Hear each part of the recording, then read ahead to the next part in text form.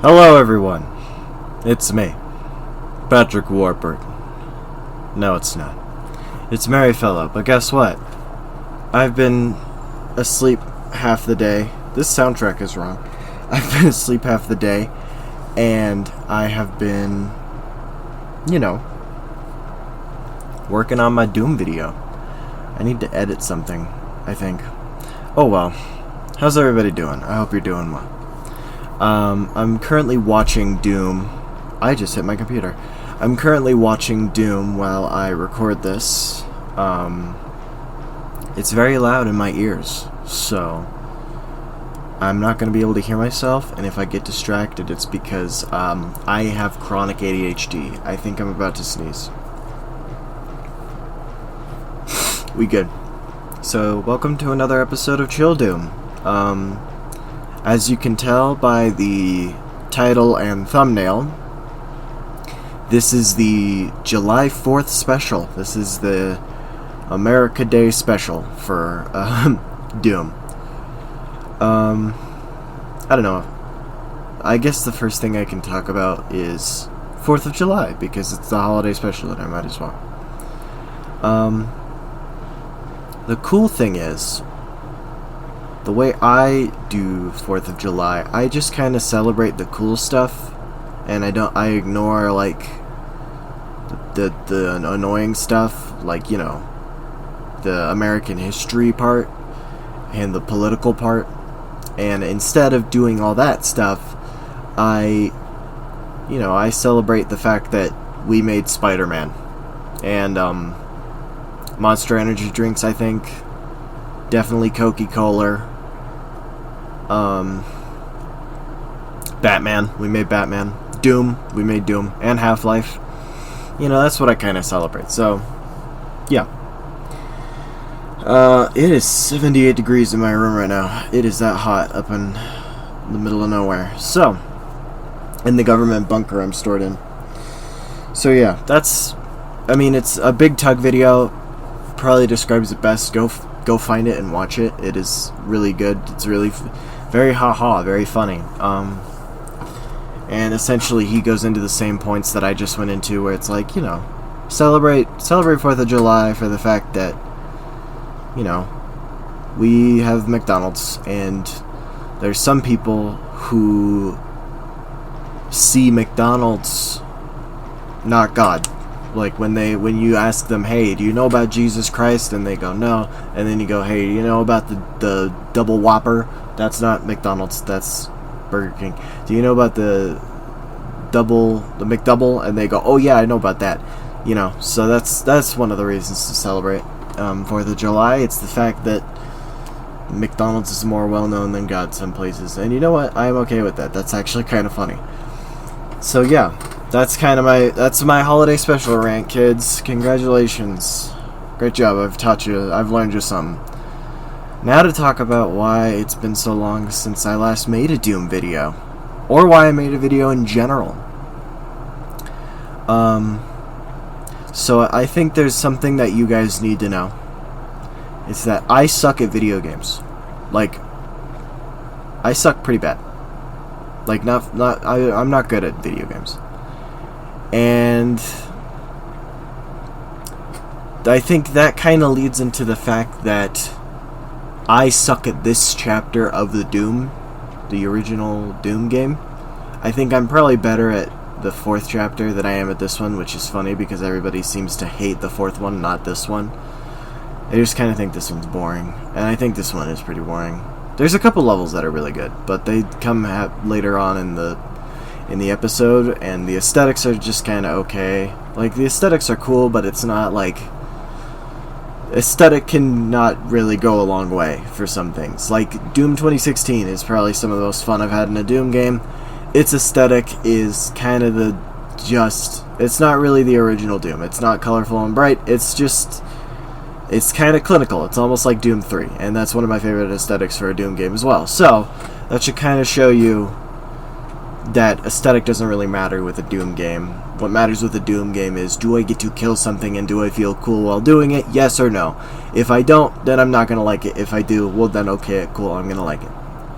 So I suck at video games. That's the first reason. You're gonna see a couple times in this video that I had a couple outtakes with a couple levels because, like I said, I suck. So I did, for a couple times there, I kind of just messed up, and I had to redo the level. And because I didn't realize I could upload to OneDrive and it would actually work, I had to also redo the entire episode like 3 times. I've played Doom Inferno probably like 3 to 5 times now, and I'm so glad that it's over. This was such a bad experience. This is like the worst time I've had making a video ever. Besides one of the ones from way back before I was Merryfellow, which was when I did a video destroying things, and then all my footage was messed up because I didn't think to myself, maybe I could convert the footage from this into MP4. If I could remake that video, I would, but guess what? I think I lost all the footage. So, with that in mind, yeah, that's one of the reasons this video took so long, just in general, between Doom and between the Sonic video now. Another reason why, I have a schedule, so I kind of play games as they come to me, and I just do cool stuff, and that's just kind of how I roll. But there's also things that have happened in my life recently. And if you're an active follower of the channel, which there's not a lot of you that are, this channel's kind of dead, which is kind of funny to me, but you know what, I'm just going to keep trugging and maybe I'll get more views again. I thought the channel was dead, and then I made the first Sonic video and then everybody liked it, and then I made a second Sonic video and then I lost 2 subscribers. So clearly you guys really don't like Sonic the Hedgehog. I get it, I understand. That's also a joke. I think... Sorry, I just completely lost my train of thought. You know, life's getting kind of weird lately. Like I said, for those of you that are active followers of the channel, you'll know that my dog unfortunately passed away. You saw him at the beginning of the last Bendy video. And he's super amazing, and he's really sweet and awesome, but unfortunately he is passed. He was an old dog. He lived a long life.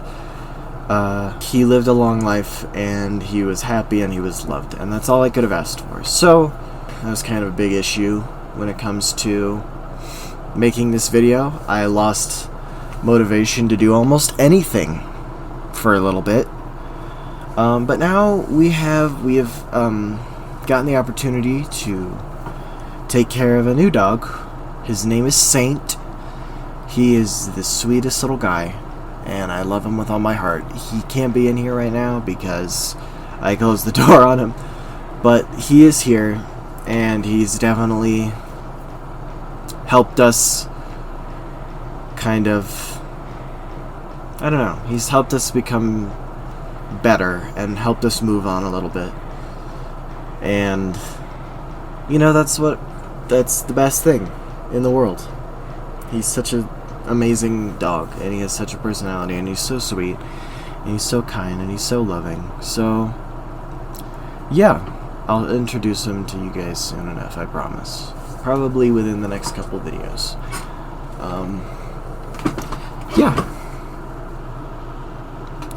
From there, we have, let's see here, another reason why I've been slacking on this video. Like I said, I suck at video games. I had to play this episode 3 damn times to get a single level, and I kept messing up the single level again and again and again, so that's always fun. Also, I think I kind of came to a realization as I pulled an all-nighter to make this video until 7 o'clock in the morning, which was that with this game, with Doom, and with any video that I make, I just need to lock the fuck in. You know, I need to just actually lock in. And I think I kind of realized that when I realized that, oh, I don't have time. I don't have a specific time to work on videos anymore. And I'm kind of reeling from that because I need a schedule and I need time and I need to. So yeah, I've been kind of trying to live without a schedule lately. It's very weird. I'm not one to like it very much. You'll notice that some of the cuts are very sloppy in this video, and that's because, once again, for some reason when I was recording these videos, I just kind of sucked. I just kind of did not do them the way I usually do. And it was probably half because I was just graduated and then my dog passed away and, you know, all that stuff. All the fact that now I am unemployed and I have no excuse anymore. So that's fun. That's always great. I need to get a job. So that's fun. I've just kind of been trying to enjoy my summer and get into a normal vibe again, I guess. I'm probably way too far away from the microphone. That's okay. I've been trying to get back into a normal vibe because, you know, things have been weird lately. Things have been very, very weird lately. But yeah.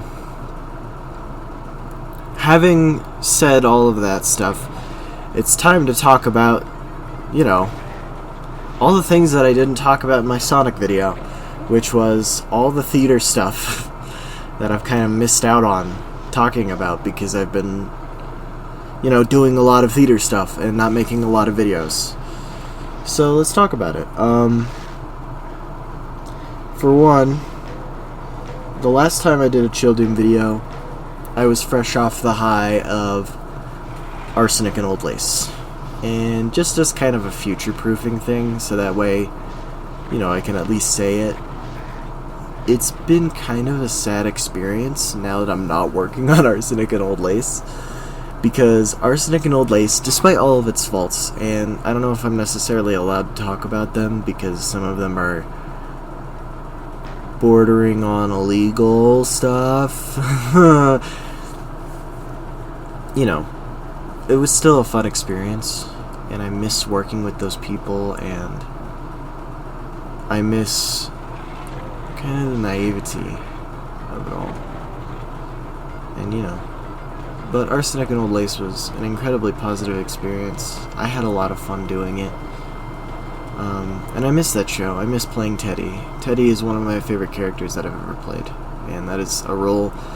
It's a role I'd come back to, but only if there was a really good script. Like Jim Carrey with Sonic 3. You'd better come to me if there's an Arsenic and Old Lace Part 2. You know. The script better be delivered to me on golden ink, because I will play that character again. It's just, I need to have a really good script. I need to have a golden script. And I need to have all my cast members, because I'm not going to be able to do any of that stuff without them. There is another thing. So, right after Arsenic and Old Lace, they held auditions for Charlie Brown. Charlie Brown, You're a Good Man, Charlie Brown, the musical, was probably, like, literally right beside Anne of Green Gables because of all the mental health shit that I was going through during Anne of Green Gables, and also just how god-awful of a person and of a director the director was. You know, not that great. No, I'm not feeling great about it.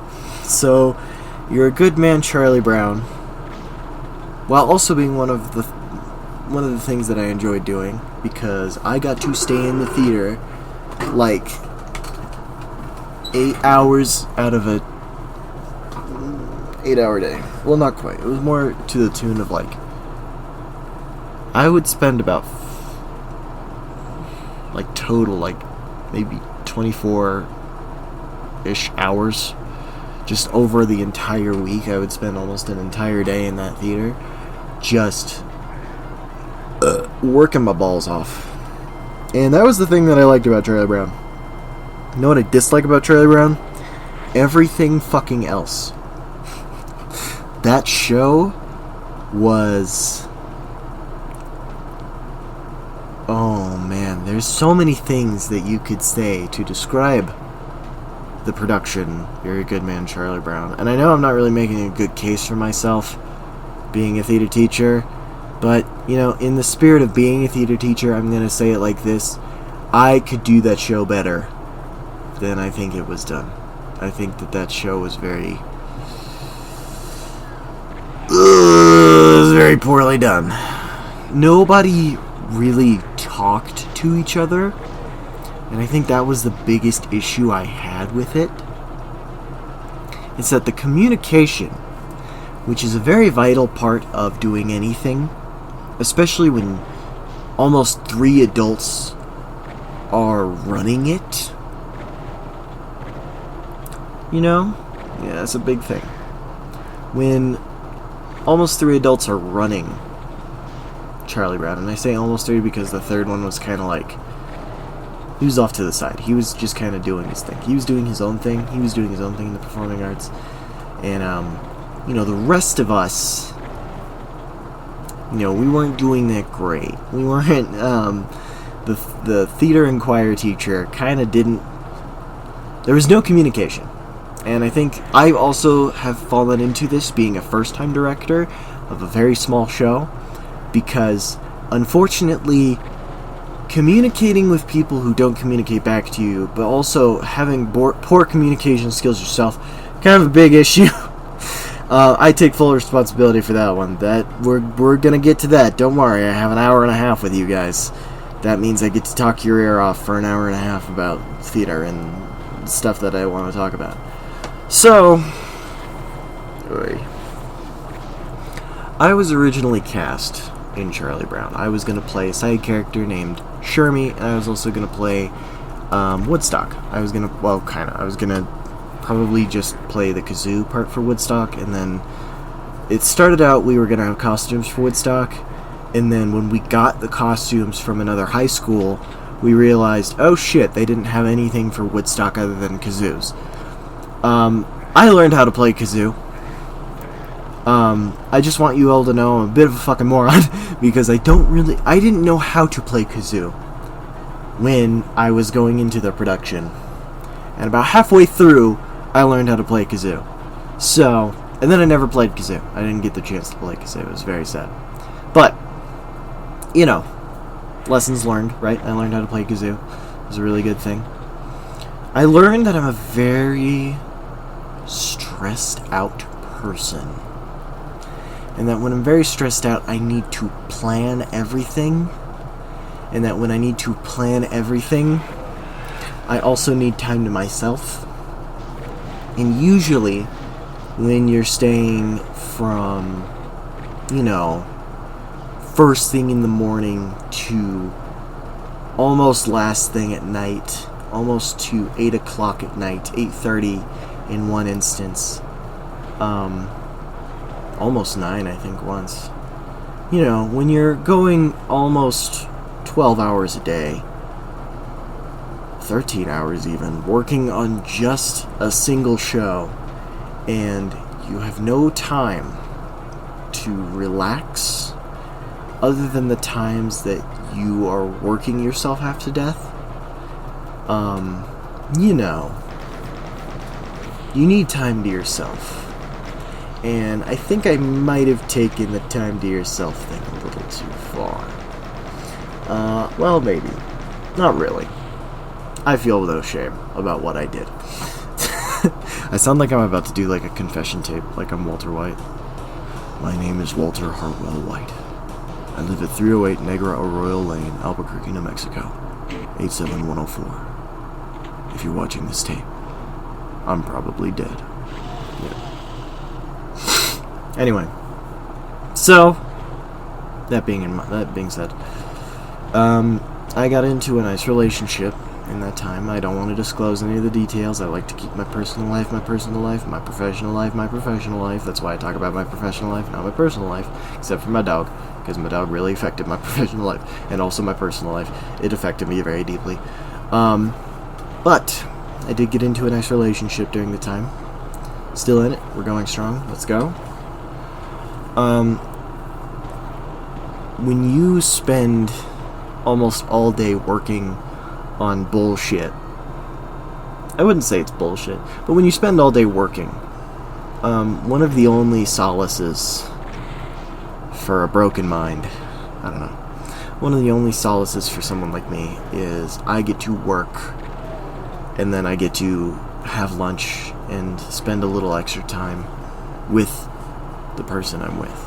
And that's always nice. You know, that's kind of what got me through Charlie Brown. I feel like I probably would have dropped dead in the middle of production if not for my partner. So they're an amazing person, and I think of them very highly. I regard them very well. I think they're very incredible people.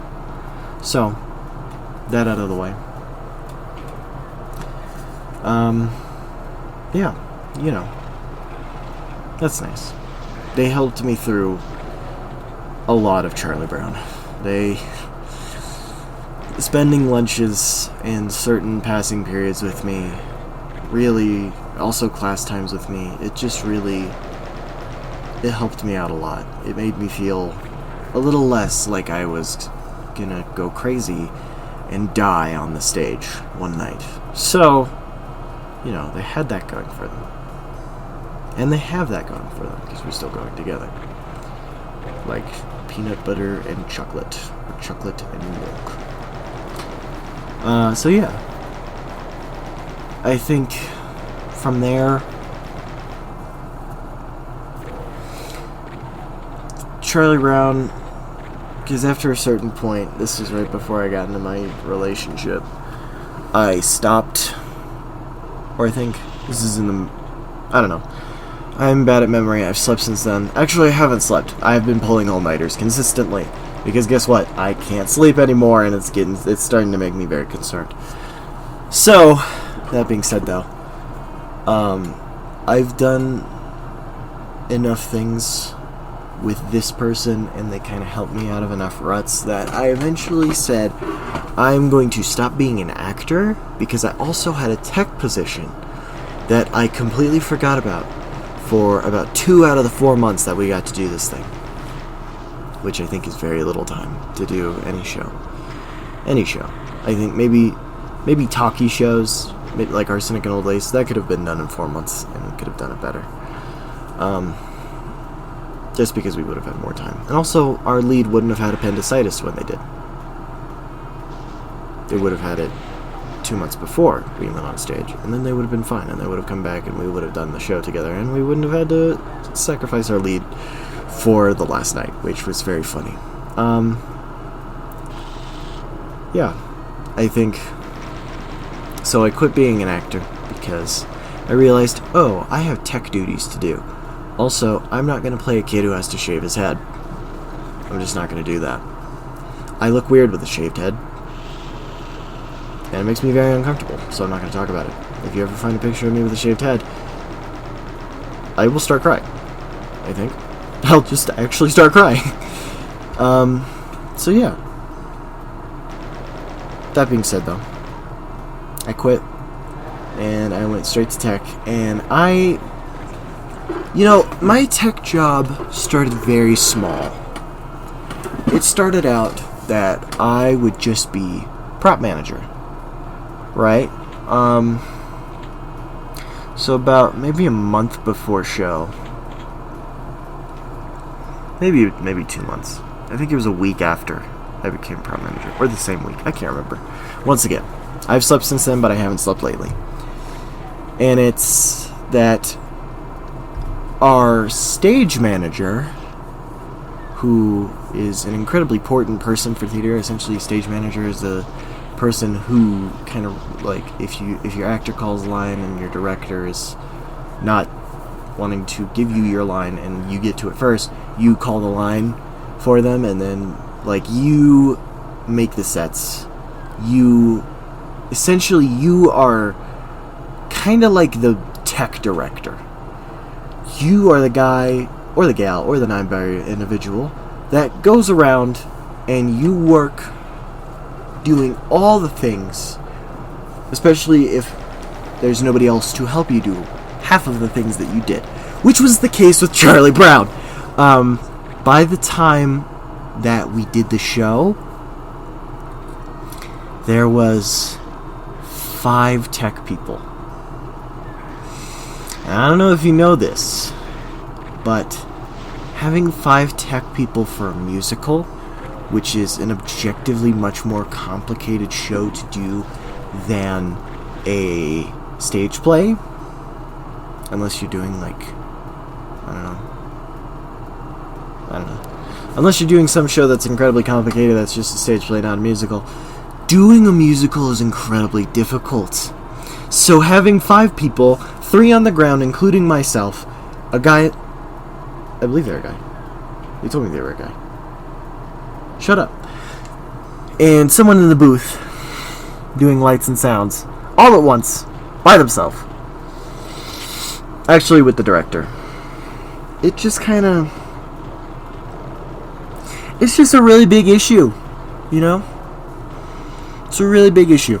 So I was spending, like I said, 24, 36 hours at that theater. Maybe more. A week. And I was just working. I was building sets. I was managing the props that kept breaking for some goddamn reason. I was trying to help the actors in any way I could. I was trying to help the sound and the lights people any way they could, even though that they kind of had it covered. They had it handled. We lost a pretty significant portion of our cast, which we had... So here's the thing about You're a Good Man, Charlie Brown. You're a Good Man, Charlie Brown has a cast of about 16 people, I think, or 12 people. I can't remember. It's been a long enough time. But it has a pretty decently sized cast, and about, like, 60 to 70% of it is the ensemble. So you have all of Charlie Brown's friends, and then you have Charlie Brown and his crew, right? So you have your main crew, which is Chuck, Lucy, Sally, Linus, and I think maybe 1 or 2 more people. But that was essentially the gist of the main cast. And we were supposed to have an entire cohort that followed Charlie Brown around and was, you know, picked on him and was mean. Oh yeah, Snoopy. That was another one from the main cast. Snoopy. How did I forget? The issue is, which is something I say very often with this show, the issue is when half of your ensemble cast doesn't show up half the time, your show kind of becomes a little off the rails. And by that I mean we cut about 2 songs. And yeah, we gave a lot of parts to the main cast that didn't belong to the main cast. Which was, that was fun. So, I made all the sets that I could that we didn't get from the other high school. I did lots of prop stuff. I was running around like a chicken with my head cut off. And then, about 2 weeks before open for Charlie Brown, I got the chance to direct my first ever show. Now, this is a big deal for me because ever since Arsenic and Old Lace, I have wanted to be a theater teacher. And I mean, ever since I was a kid, I wanted to be a theater teacher. I just didn't really know what subject I wanted to teach until I got introduced to theater, and then I finally, you know, got over my whole college is, you know, anti-personhood and blah, blah, blah, blah, blah. I got over my punk era, and then I went, now I want to be a theater teacher, so I get this opportunity to direct a show, and it is magical. Like, it is, it blows my mind that I got to direct a show at all. This was probably one of the first, and I know it's not technically a student-directed show fully, kind of was. It's a one act, which is essentially, you know, it's one act of a play, and it's not as it's a play that's written to be one act. And we used to have Snot, which is so dog shit. That's such a horrible title. And that's why I'm too pretentious to do Snot. But it's called Short Night of Theater, which is essentially you get like 5 one-acts, all directed by students. This year we only got 1. And that was your boy. That was me. And it was incredible. I had such a really good time doing the Poe show. I got to essentially make this show because it was 6 people that were in the cast. Not 6 people. It was a lot of people in the cast. But it was a very small show that didn't require twice the people, which I was very happy about. It didn't require 24 people, so I think this was the 12-person show. Anyway, so I got to direct this show, and being a first-time director, you tend to make a lot of mistakes. And while I love my actors, sometimes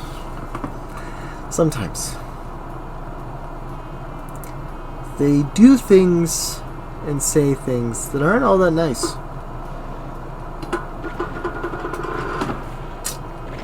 So that was an issue I faced. I worked really hard on that show. I did all the sets by myself. I essentially stage managed the thing, and then I directed it as well. And doing the job of an entire tech force, except for on opening and closing night because it was a one-night-only type show. Doing things that a full tech crew would do as one person, it kind of destroyed me. It kind of made me, you know, like I said earlier during Charlie Brown, I'm a very stressed out person when I plan things out, and that means I need to spend time with people. I need to spend time with someone that isn't going to make me want to rip my whole scalp out. So, I mean, for the most part, I spent it with one of my actors who was awesome. Their name is Viper. They're epic. Love you, Viper. Mean it. But, at least at the end, anyway. But, I also spent a lot of it with my partner. And people get mad at you sometimes. And that's fair. You know, everybody has emotions. It's just sometimes they can be really mean. And I'm not about that. I'm not about that. Not at all. So, there was a lot of issues with that show as well. And a lot of them came down to me, I think. There's definitely an element that I messed up in a lot of regards. First-time director doing a lot of stuff, I know that doesn't fully excuse it. Kind of does, but not necessarily. In my mind it does, because it's like, the amount of stress I was under, I came home and I would fall asleep almost instantly. There's also the fact that we only had about a month to do it. So, that's not fun. We had a little less than a month, because I spent some of the time working on Charlie Brown, because guess what? I was the only stage manager. I was the person who was working on all the sets. And we didn't have scripts until May. So, didn't really matter. Or we didn't have, no, I think we did. I can't remember. I was so exhausted during that time. But we did a lot of good with that show, and I had a lot of fun. We didn't make a lot of money, I don't think. It was a free entry show, and it was a free show at all. But we did it out of pride. We did it for fun. And you know what? I had a lot of fun. Even though some of my actors didn't come to rehearsals, even though I had to recast at the last minute, for poor Viper. Viper was such a goddamn trooper. And I wish that they could have helmed the theater program after I left, or been one of the actors that helped make the theater program at Palmer what it is. And carried on my weird, slight legacy of being a little bit of an egotistical weirdo, but it's a fake ego, guys, I promise. I don't actually really like myself that much. I don't know if I like myself at all sometimes. But, point still stands. Viper was such a trooper, and I owe so much to them. They made my mental health feel better half the time, because they brought a lot. Same with my partner. And I owe everything to these two people. So, big shouts to them. I'm not going to say who my partner is because I don't want them to be, like, embarrassed, and I also don't want to mix personal life with professional, but this is semi-professional. Who cares? There was just a lot going on. That show was very hard to do. But we did it, and I could not have been prouder. Like, my actors did such a good job. Genuinely, like, I have missed working in the theater, and I have wanted to work on the post-show ever since it got finished with. I have missed that show so much. That was one of the favorite shows I've ever done. Truly. And I loved directing it. It was kind of a bad experience because I didn't know what the fuck I was doing half the time. There's also actors wouldn't come. Actors would talk a little bit of shit, which is fair. At one point or another, we almost had to get rid of one of our actors because of things that happened, but that's okay. You know what? We trudged through. And by the end of it, there was a bond that I could feel with all of my actors. And we did such an amazing job. We held scripts. We didn't have mics because I made the silly mistake of asking, hey, can we all project? Yeah, we can all project. Okay, let's just go with that. That way I don't have to set up all these mics and I have no batteries. And guess what? That didn't work out that well. That worked out very poorly. But you know what? Despite everything, the post-show was a masterpiece. I had such an amazing time working on that show. And I know that I can only get better from here. I know that I can only, if I go through college and I work on shows and I act in shows and I direct in shows and I tech for shows, I know that I can eventually go back, be a theater teacher at Palmer, which is what I want to do, and really just teach. And I really want to direct more shows. And I want to do something that's incredible. I want to essentially make the theater program at a high school better than Juilliard. You know, I want to make that school a theater school, not a band school. I love band, but guess what? I am going to be the one who makes that school a theater school, and I want to make it a theater school. So, yeah. I really miss theater. It's been so long since I got to be on a stage. It's been about a month or so. And I've felt kind of empty, frankly. Ever since I graduated, I've just felt kind of empty. And I don't really know what that's about, you know? Like, it's kind of... It's very hard to have that sense of purpose where you're working on something day in, day out almost, to the point where you're coming home exhausted and you are just, you know, you're only human and you try your best to do things that are cool. And despite everything, despite how you feel some days about how people are and how mean they can be, you really have that sense of purpose. And I had that sense of purpose. And then it was kind of ripped away from me when the summer started and when I graduated. And that kind of severely bummed me out because I worked on 3 shows. I put on one of the 3 shows that Palmer did. And that is insane to me. I started my theater career when I was in 2nd grade. And I did little theater classes, just little silly, jovial, fun theater classes. And I was the star student of those classes. For a 2nd grader, I was really good. And, you know, not to let it get to my head, but I was actually pretty good. I was better than some of the 5th graders out of there. But to then go to middle school, where 3rd grade I also did theater because I played Shere Khan in The Jungle Book, which is part of a larger play called, it's based on that song that Hawaiian guy covered, I think. What a Wonderful World.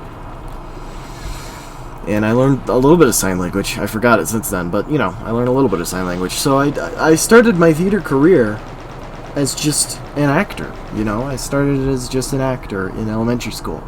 And then I did forensics, which was not good to me, because I decided I had an ego when I was in elementary or in middle school, partly because of the dog shit experiences that I had to go through to get to middle school, abandonment issues and trauma aside. Then we get to high school, and I'm way out of my depth in high school. I start off with Anna Green Gables. I'm a side character. I have a little bit of fun, but guess what? Mental health issues. That's always so fun. So I lost out on doing Anna Green Gables, and that really sucked. But it proved that I wasn't ready. I wasn't ready. It was a whole new ball game, and I wasn't ready to play in it. So I wait a year. I get into a better headspace, and I heal, and then I do, what's it called? I do Treasure Island, and I play a minor character. I play an off-to-the-side character called Black Dog, and that was a fun role. Not one of my favorites, though. That still belongs to Teddy. And that kind of proved to me that I was a good actor. The only issue was I couldn't really deal with the stress of going until 8:30 at that point, because I was still 15 to 16. And, you know, that just wasn't good to me. So, then there was more mental health issues that came from that. And I abandoned Woodland Park High School, and I went to go to Palmer. And Palmer, the thing about Palmer was, the first year I was there, we only had one show, and I was not going to do Snot. I refused to do Snot, because I'm pretentious and I'm an asshole. But we did Footloose, and that was one of the most incredible experiences I've ever had in theater. And that's the experience that I intend to replicate when I direct, despite the fact that I messed up a little bit when I did post-show because I was a brand new director. Give me a little bit of slack on that part. I'm mostly saying that to me, you know. But, regardless, post-show was really cool. And when I was going into my senior year, I did Arsenic, and I told myself, I'm going to do all of the shows next year. Regardless of what happens, I'm going to do all the shows, because this is my final year of high school, and I want to make it a big one. And I sent that theater off with a bang, because I did post-show.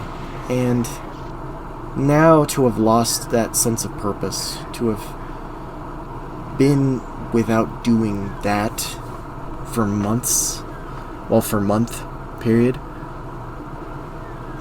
it's just made me feel a little, you know, made me feel pretty terrible, pretty awful.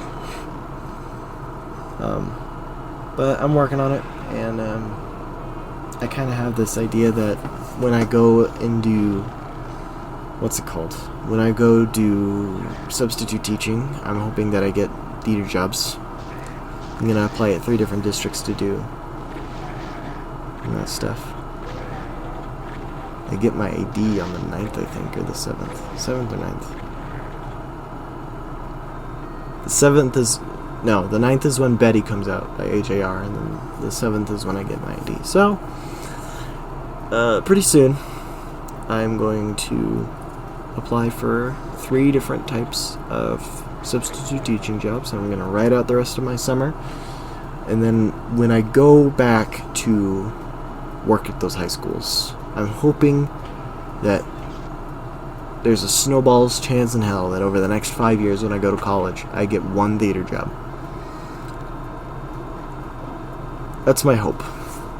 Because I feel like it'll give me the opportunity to be in the theater again. And that's my native environment. Like, that's where I feel the most at home some days. It's just the old stage, you know, with wood floors and big seats and costumes and makeup and all that cool stuff. And I want to be part of that. That's my dream. Theater. Not really acting, but theater is my dream. And you know, dreams change over the course of time. But now that I'm an adult and I've kind of had the time to process and learn myself a little better, I've realized that, you know, working in Hollywood, doing stuff for the screen, doing voice acting to a certain extent, unless it's independent, it's not for me, you know. I think, do I want to be a voice actor that's independent and do cool indie projects? Like, God, if I got a role in The Digital Circus, Hell of a Boss, Has-Been Hotel, The Walton Files, if I got a role in the PSM Spider-Man show, I would do it. I would take it in a heartbeat, and I would be so happy to, because I love doing acting stuff, and voice acting is part of that. And doing it for indie stuff, I think I've spoken about this before, but independent productions and things like that, that's really where my loyalty lies with a lot of these things, because, you know, I don't think big production is what I want to do. Plus, it would be it's such an incredibly difficult field to get into, to be a professional voice actor, that doesn't do indie projects. Like, we're talking, like, you know, Frank Welker, Kevin Conroy, Mark Hamill. It's so incredibly difficult to get a voice acting job nowadays because, A, nothing animated that's worth a shit is being produced. Like, Elio, I think, was the only thing that actually came out that, you know, was kind of vaguely genuine, but it's not. That sounds like a run-of-the-mill Disney movie or a Pixar movie, and guess what? I don't like Disney, and I would never go work for Disney. Marvel, they do animated stuff. They're doing X-Men animated stuff, and I think that's cool. But guess what? That would be an incredibly difficult career path, like I said, because the professional voice acting world has become so competitive. Truly, it is so difficult to get just a voice actor. Like Roger Craig Smith, for instance. Roger Craig Smith is almost like on the higher tier of voice actors who aren't celebrities. Like, he's a celebrity voice actor because he's actually a voice actor. He's not a celebrity voice actor because he's Dwayne The Rock Johnson playing Crypto the Superdog. You know? And he's not that kind of deal. He is a voice actor that works in a lot of things, so he is a celebrity because he's a voice actor that does a lot of cool stuff and is very well known because he's the voice of Sonic the Hedgehog and he's the voice of Batman and Captain America and all these different characters from well over probably like 20-30 year career. And I honor Roger Craig Smith, Yuri Lowenthal, anyone who voices for anime. I mean, you've got to have some severe pipes because you have to scream. If you're a dubber, even if you're doing it natively in Japan or if you're doing it in Denmark or wherever, no matter where you dub anime, whether it's regional to like the native region or to a secondary region that makes the extra money like America, if you do voice acting for anime, you have a hell of a voice, and I respect you deeply because your pipes go so fucking hard, dude. You are screaming in that booth if you're doing like shonen manga anime like 9 days out of 10. Out of a 7-day work week, the only 2 days that you're not screaming are your days off. You know, so to anybody who's an anime voice actor, big respect, big props, because you have pipes that I will never have. If I even speak loud and I don't project for a second, my voice becomes trashed. So, that's, you know.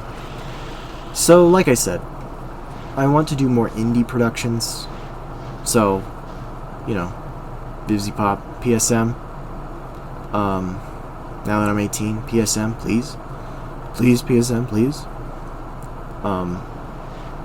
Fucking, hold on. What else do we have here?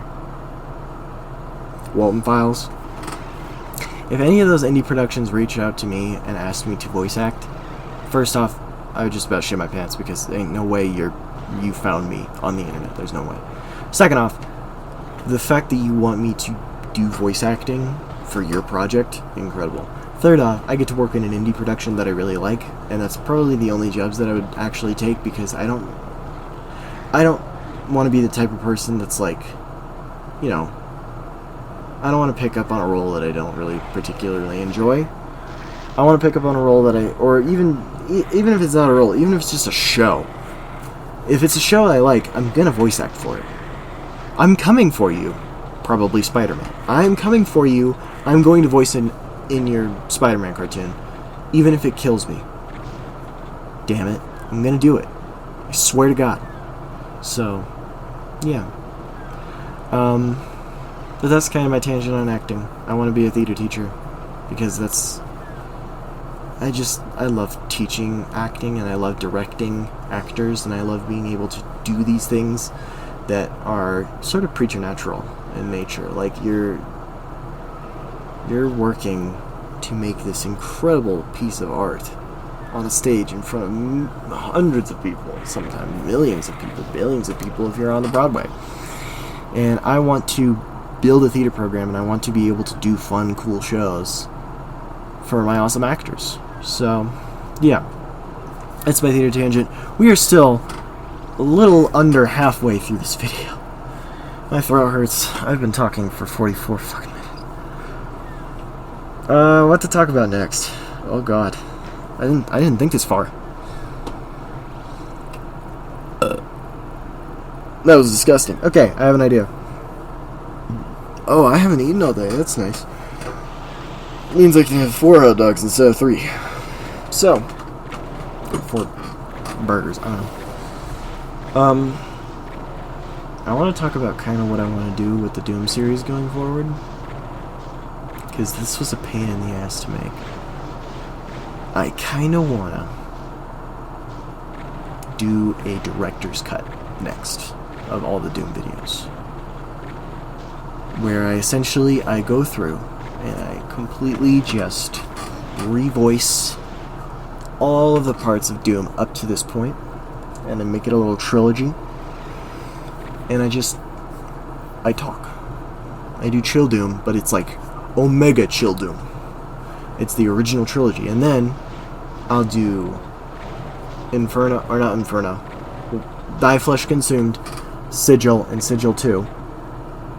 And by the time that those are done, I'll do like a little mini trilogy out of those 3 videos. Because then, it just gets me a video out. And plus, I get to make a big, long video that I very rarely get to make anymore. That is, assuming that my editing program will let me do it. But I also get to do voice acting segments for the videos that I messed up on. Specifically, Doom, Chill Doom Episode 2. Because the issue with that one was, my little brain, the plans of mice and men, I thought, surely I'll be able to get this person to help me voice act for this thing that I'm doing. Except here's the thing, we never found a good time to do it. So now, Doom Episode 2 is just kind of left without its ending.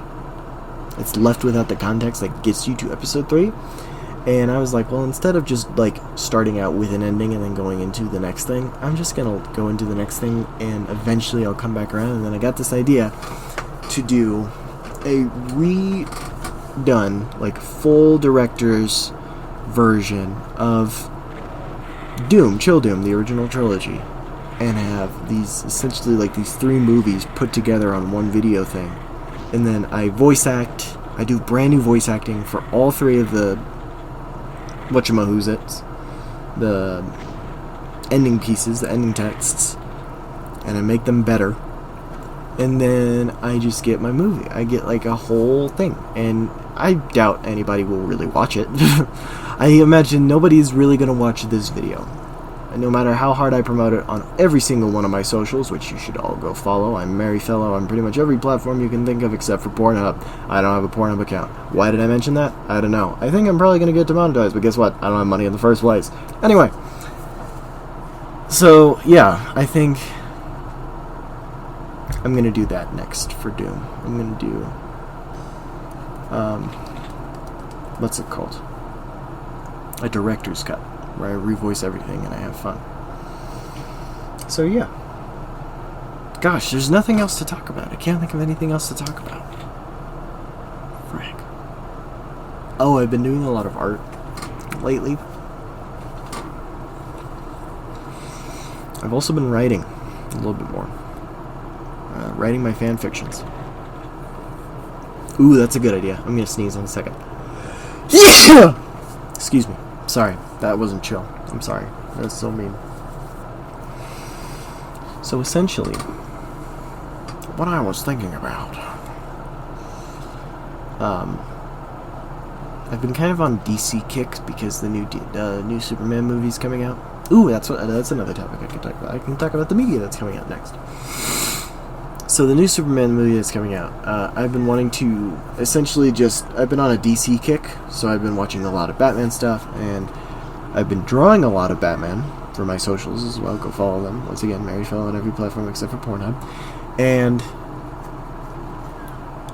I've been also writing Batman fanfiction, because I'm just like that. I'm built different. That was horrible. I'm built different. That was better. So, you know that guy, he crushes the egg under his bicep, and then he goes, I'm built different. You know that guy? That's what I'm trying to do. So, I've been writing Batman fanfiction. It's been really fun. I'm not going to really necessarily show off too many details. I think maybe once it's done, I will do an audiobook reading for this channel, and I'll do like art for every chapter, and I'll do kind of like a comic book maybe. I don't know.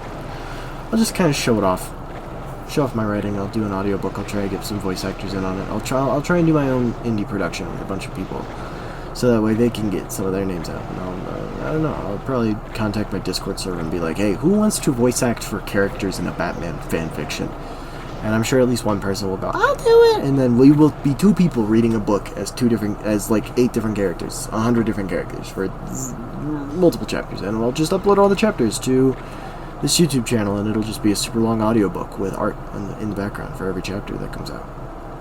And then I might re-edit it into a whole big thing. That way you can have the full experience. It'll probably be like 10 hours. I don't know. Maybe I'll draw it like a comic book. Maybe I'll ask somebody to draw it like a comic book, and I'll kind of like, I'll just let them kind of read the story and then pick up what they pick up from it, and then they can draw it out. I don't know. Yeah. That's kind of a cool thing that I did. I don't know. I'm definitely gonna put it on like those fanfic sites, and I'm gonna, like I said, put the audiobook up, and I don't know. Maybe I'll do a comic book of it. Maybe I'll draw a comic book. Maybe I'll ask somebody to draw it. I don't know. I'm sure I could if I wanted to. I have designs for Batman and everything. I'd need to design the other characters, but we're getting there. We're slowly but surely getting there. I'm sure as I draw the chapter covers, which are inspired by the Batman the Animated Series, it's the title cards, you know, I'll eventually get to that point. So, Batman fanfiction. I've kind of abandoned my Spider-Man one because, only because, I didn't really like the direction it was going. Like, it just kind of felt aimless. Like, I write chapters as like standalone, you know, kind of like episodes of a cartoon. And they're not necessarily standalone, they have things to do with each other, but it's not like I'm gonna go too crazy. The thing about the Spider-Man one, I had lost a lot of motivation because I was working exclusively on theater stuff for a long time, so that was part of the issue. And then, like I said, I got on my DC kick because the Superman movie that's coming out looks so baller. I cannot wait to see it. Hopefully I'm gonna see it with my partner, it'll be awesome. But yeah. So that's my other creative exploits other than this writing and stuff. So, here's another thing that I've been working on secretly in the background. Recently, and I haven't been working on it lately because I kind of want to redo it. I've been working on a test animation for Sonic the Hedgehog. And because I like animating. I've learned how to animate. I'm not a character animator yet. I'm not a professional at it, but I will learn how to do it eventually. My art style is it's not really, I don't know. It's kind of an animation-friendly style because it can be as detailed as it wants and it can be as undetailed as it wants, and it's also very basic lines and curves and colors and things like that, so for the most part I think I could actually probably do a cartoon. The only issue is I don't have the patience for animation. It's like, oh god, who's the creator of Invader Zim? Jonan Vasquez. Jonan Vasquez said in an interview in like 2001, 2002, somewhere in there, in the early 2000s, I love doing creepy storytelling, and I love these characters, and I love drawing them. The only issue is, I don't have the patience for animation, because animation takes a lot of time. And everyone under the sun has fucking said that for a million years. Animation takes a lot of time. And when you have an art style like mine, where essentially my pencils are not necessarily, because the basic animation process, from what I understand, is you storyboard, like you lay out your ideas on a bunch of note cards, then you storyboard, and then you turn those storyboards into an animatic, and then you kind of clean up the animatic a little bit, and you make it into the early animation. Kind of like the Batman pilot, the Batman the Animated Series pilot that was put on every disc set after 2004. How there's kind of like, there's a lot of those moments that are a lot of pencils, and they're very fluid, so they look like a piece of animation that would come from the show, except they're all pencils. So to do that, you need to do an animatic, and then you need to clean up your animatic, and then you need to animate over your animatic with inks, and then colors, and then shading and highlighting, if that's what you're into. I don't have the patience for all that. Like stated, I do not have the patience for that. So I make a very basic animatic, and then I just try to wing it. And I don't think that's how you're supposed to animate, if I'm being very real. Hi, Saint. Are you doing okay? I don't even remember what I was talking about. I'm sure I was talking about something silly. So we're just going to move straight on into the new things that are coming out this month that I'm very excited about. Immediately, like I said, I'm getting my AD the 9th. I confirmed it with my dad while we were eating, the 9th of July. And on the same day, that I get my ID, I go and I see... No, that's when AJR's Betty comes out. Now, AJR's Betty is the first single that we're officially going to get off the new EP, What No One's Thinking, which is like a sequel a little bit to What Everyone's Thinking. So, that'll be fun and interesting. That'll be a fun time. I can't wait for that song to come out. I've genuinely I'm so fucking excited for it. I'm sorry, I'm taking off my shoes. I know. Gripper reveal at 100 subs. I guarantee it. And I'll show you guys my feet. I promise it. Weirdos. Hashtag get Merryfellow to 100 subs and he'll show us his feet. So yeah, that's kind of just been the next thing that I'm excited about. It happens in about a week, maybe. A little less. A little more, actually.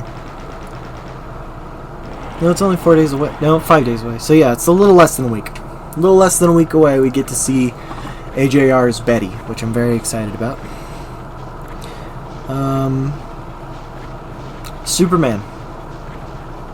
Superman is something I'm also very excited about, because I really like Superman.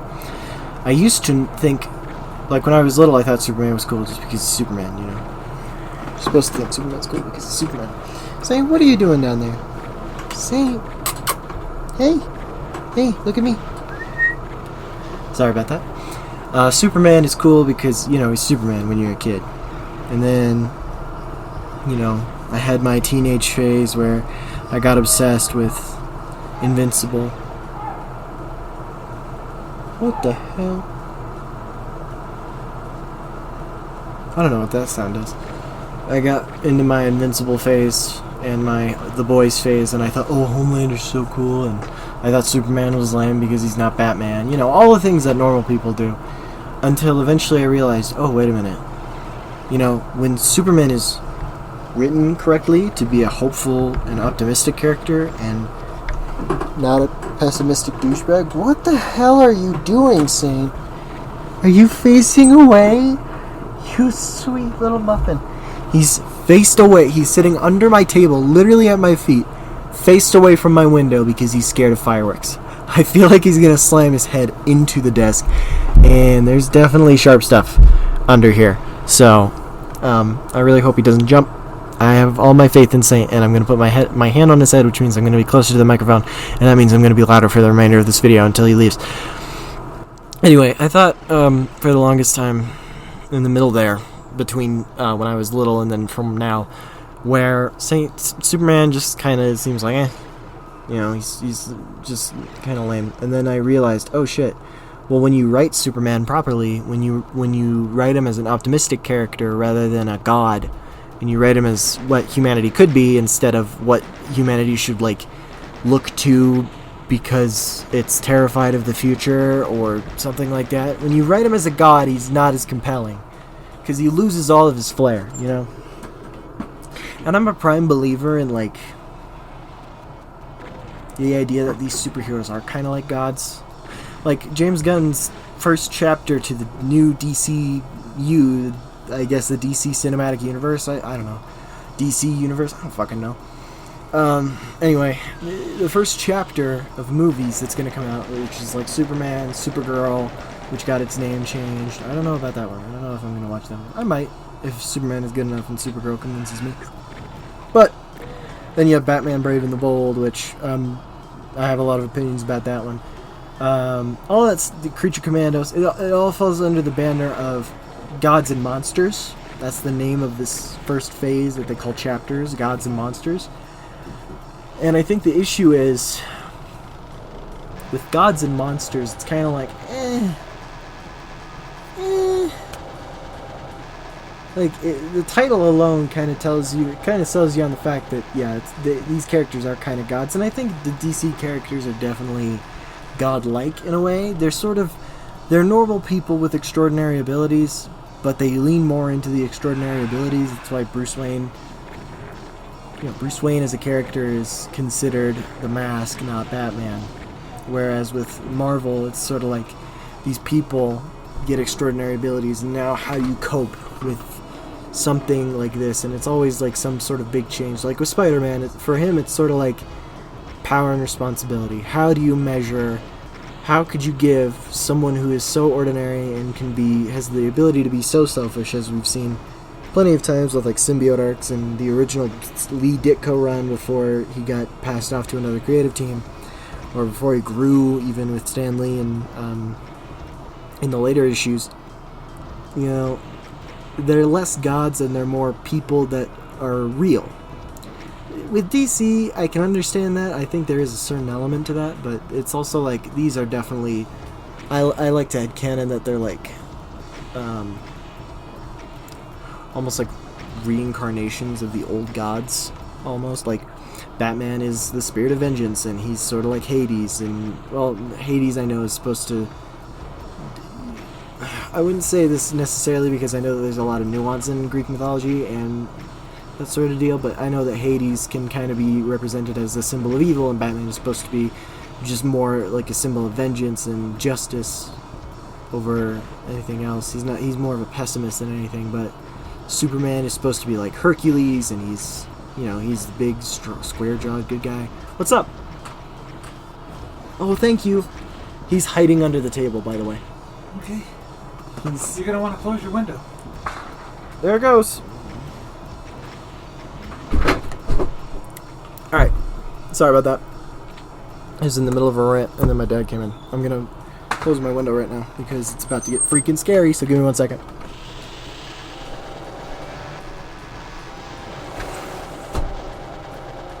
Window's closed, buddy. We're safe. You're safe, I promise. Hey. Sorry about that. Well, now the fireworks aren't going to scare Saint that bad. So, I only have 20 more minutes with you lovely people. And hopefully I can still watch the fireworks, but if I don't, I'm just as good. I like how he's hiding under the table. He's so sweet.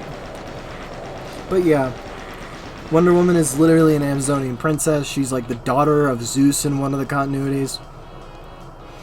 So, you can understand why they would say these characters are meant to be godlike. Even the Flash, who's Mercury. But I can understand as well, you shouldn't write them like they know they're gods. I think that they should be subtly implied to be reincarnations of these spirits and these characters from mythologies and things. He just laid down at my feet under my desk. What a sweetie. So, Batman shouldn't think he's a god. He should think he's just a man trying to help people with theatrics and being Batman. It's his way of getting vengeance. That's how he helps people. But the way he should be presented to the audience is godlike. Not in the way that they think they're gods. Not, like, you know, they should be... Batman should be frightening because he's a dude dressed as a bat in the shadows all the time. That would scare the shit out of me. If I saw a dude 7 foot tall in my fanfic climbing up a wall with bat wings and he's 7 foot tall, I would move. I'd get out. Nope, I'm good. Because he will punch me and it will hurt. He might eat me. I'm not okay with that. No, I know Batman shouldn't kill Zack Snyder. But, you know, that was my DC rant. You guys just realized how big of a friggin' nerd I am. Congratulations.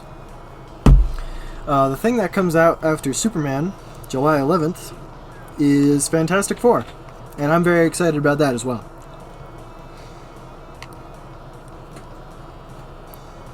And, you know, it's a weird thing because... I mean, this Fantastic Four have always been around in my lifetime. Same with Batman, same with Superman, same with Spider-Man. They've always been there. I've just never had a keen interest in them, you know? I think the first time I ever really paid attention to the original Fantastic Four movies was... I want to say 2017, maybe?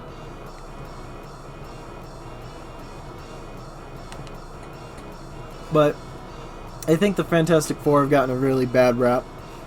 Because they're, it's the... You know, it's kind of like what Bat Spectre says about the Joker, where it's like...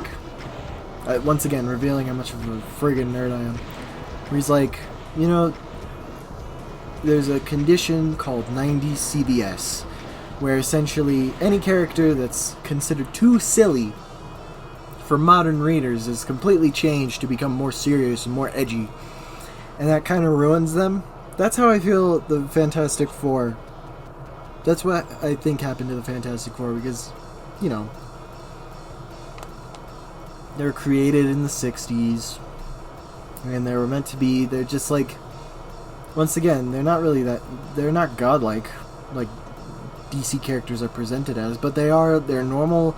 They're researchers and they're humans that are trying to make sense of everything, and now that they have superpowers, what do? Well, we further science. That's their main goal, but we also help people the way science should. And I think that's kind of what they're going for with the new Fantastic Four movie. I think that's the whole, like, that's why they're superheroes in that movie. It's not about, like, I've never seen Reed Richards as the type of guy to, like, party it up with his stretchy powers. You know? Like, that just doesn't strike me as Reed. That doesn't strike me as Reed Richards. Strikes me as Johnny. It's very much a Johnny thing to do. And I think they represented Johnny pretty well in those original Fantastic Four movies. Well, as they could. But, you know, all the other characters, even the Thing to a certain extent, which is kind of like one of the characters that you have to write properly, and that's why Fant Four Stick probably sucked among many other reasons. You know, like, Johnny has a heart, but he's a teenager. He's a party guy. He does what he does because he has fun. That's his thing. He's the Human Torch. He's the literal hive.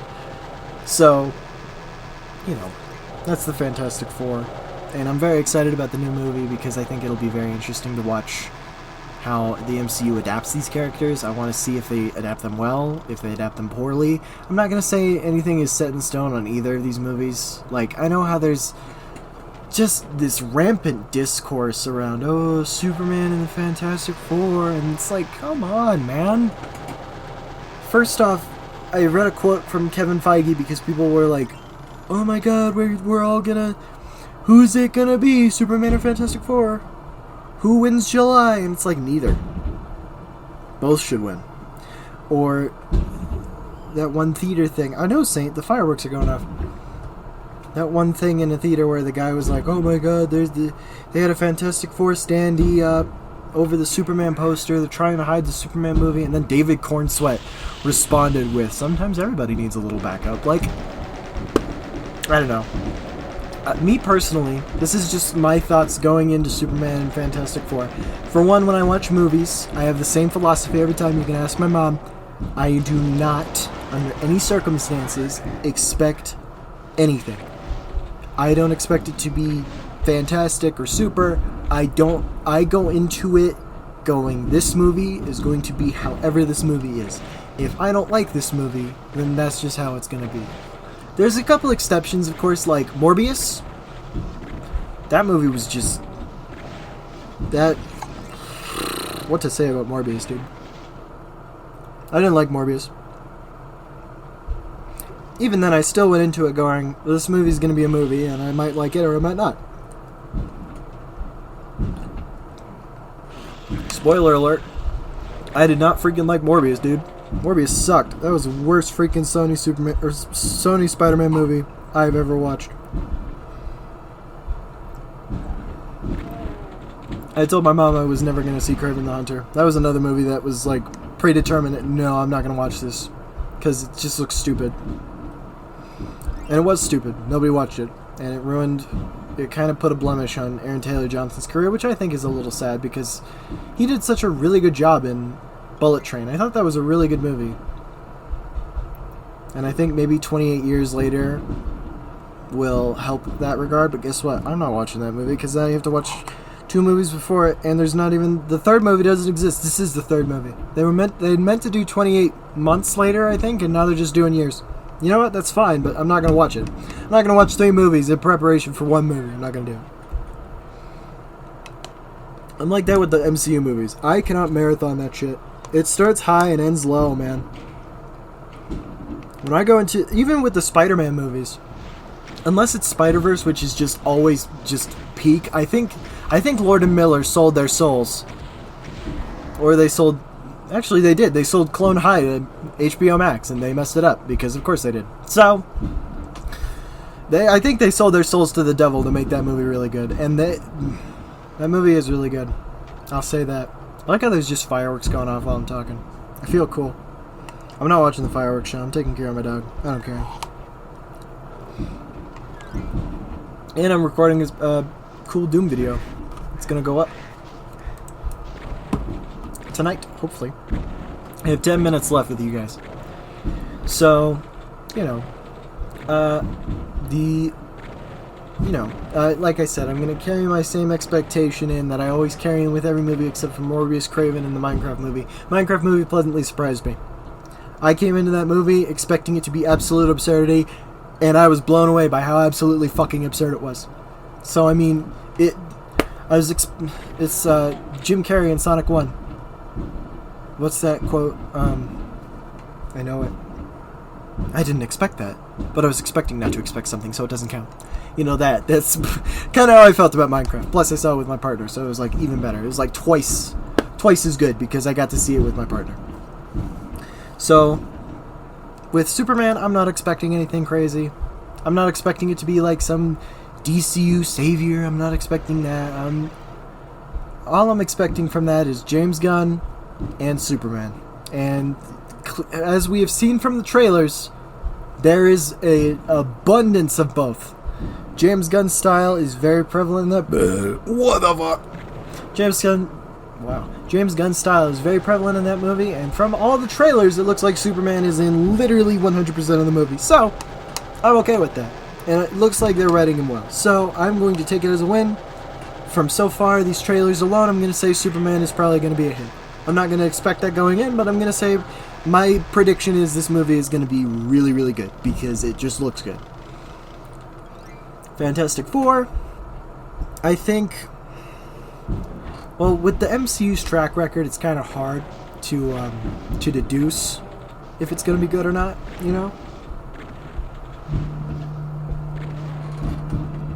I think Deadpool and Wolverine...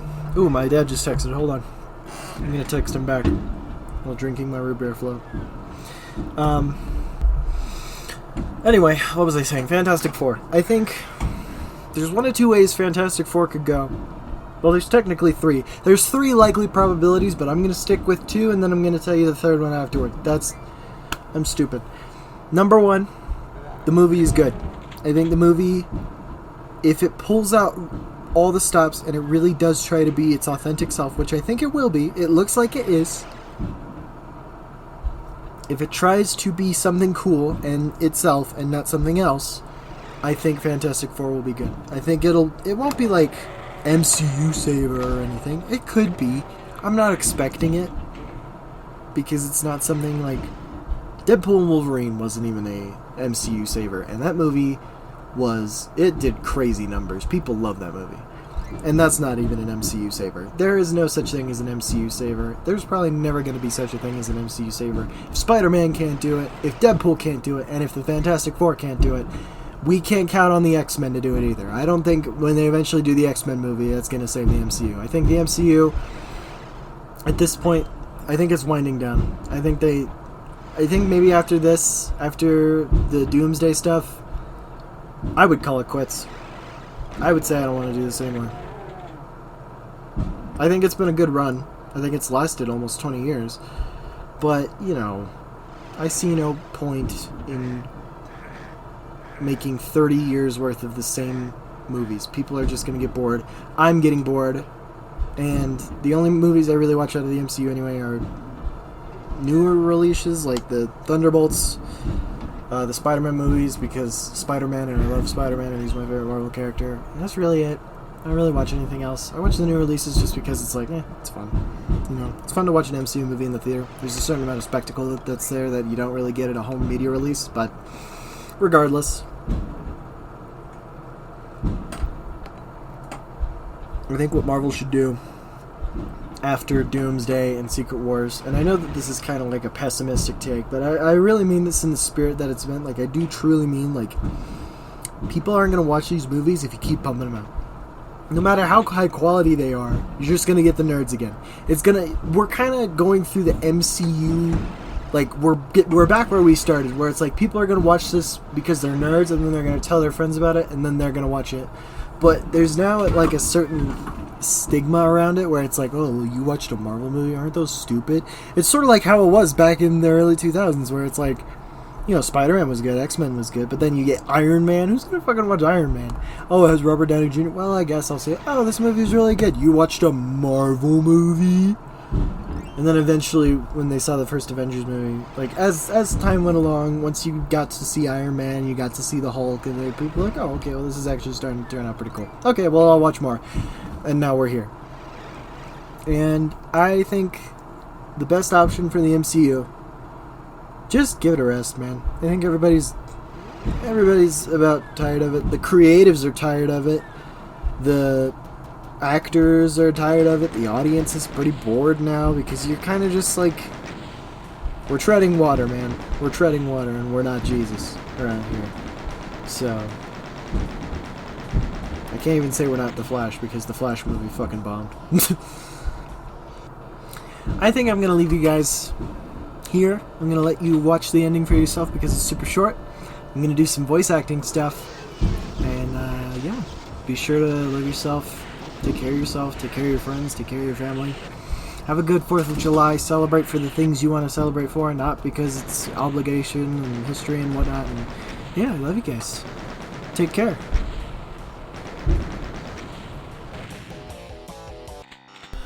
The loathsome spider demon that masterminded the invasion of the moon bases and caused so much death has had its ass kicked for all time. A hidden doorway opens and you enter. You've proven too tough for hell to contain. And now hell at last plays fair, for you emerge from the door to see the green fields of Earth. Home at last. You wonder what's been happening on Earth while you were battling evil unleashed. It's good that no hellspawn could have come through that door with you.